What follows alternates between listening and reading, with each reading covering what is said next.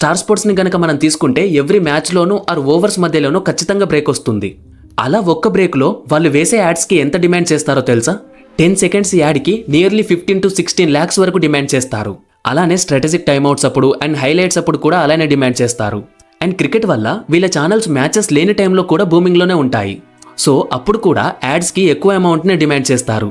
ఇక మనం ఓటీటీలో చూసినప్పుడు కూడా మధ్యలో బ్రేక్స్ వస్తాయి. దానివల్ల ఓటీటీ వాళ్ళు మనీ సంపాదించుకుంటారు. ఇప్పుడు అసలు ఐపీఎల్ టీమ్స్కి మనీ ఎలా వస్తాయో చూద్దాం.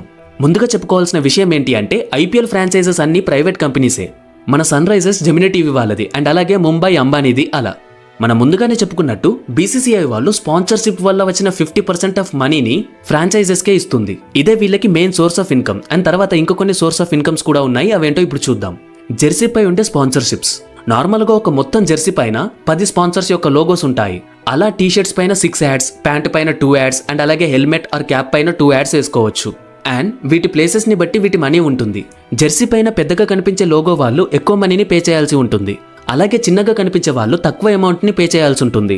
ఈ మనీ అంతా ఫ్రాంచైజ్ ఓనర్స్కి మాత్రమే వెళ్తుంది. ఇందులో బీసీసీఐ ఇన్వాల్వ్మెంట్ ఉండదు. ఆ తర్వాత ఇంకొక ఇన్కమ్ సోర్స్ ఏంటి అంటే మెర్చెండైజ్. అంటే మనం గ్రౌండ్కి వెళ్ళినప్పుడు అమ్మే jerseys, key chains, pouches, caps, bands వీటిని అమ్మితే వచ్చే మనీ కూడా ఫ్రాంచైజ్కే చెందుతుంది.